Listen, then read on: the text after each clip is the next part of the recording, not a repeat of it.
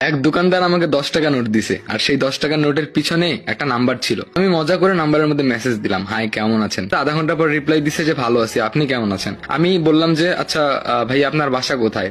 তখন বললো যে ভাইয়া কাকে বলতেছেন, আমি একজন মেয়ে। তারপরে আমাকে বললো আপনি কে, মেয়ে নাকি ছেলে। আমি একটু ভেবে চিন্তে উত্তর দিলাম যে না আমি একজন মেয়ে।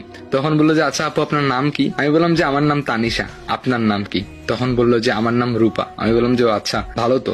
তখন বললাম যে আচ্ছা আপনার বাসা কোথায়। সঙ্গে সঙ্গে বললো আমার বাসা রংপুরে। রংপুর, রংপুর কোথায় আপু। বললো যে আমার বাসা হচ্ছে রংপুর শাপলা চত্বরে।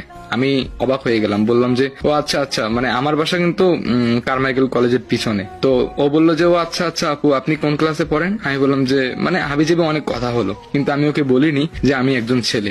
তো একদিন কি হলো, ও আমাকে কল দিল, আমি কলটা রিসিভ করিনি। আমি কি বলবো, ভয় পাচ্ছিলাম আসলে।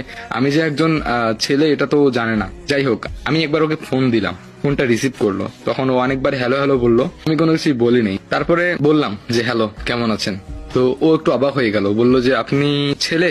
আমি বললাম যে আসলে আমি 10 টাকা নোটের মধ্যে আপনার নাম্বারটা পেয়েছিলাম, তাই আর কি মানে মজা করে এসএমএস দিছি। আর আপনি যদি কথা না বলেন ছেলে ভেবে, তাই আর কি বলছি যে আমি একজন মেয়ে।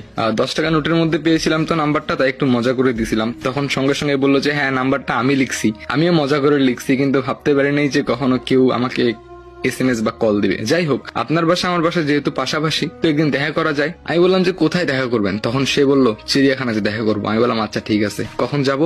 তখন সে বলল বিকালবেলা। আমি বললাম আচ্ছা। তারপরে চিড়িয়াখানাতে গিয়ে আমি ওয়েট করা শুরু করলাম। কিছুক্ষণ পরে আমার ফোনের মধ্যে কল দিল। আমি ফোনটা রিসিভ করলাম, তো সে কোনো কথা বললো না। তারপরে ফোনটা কেটে দিল।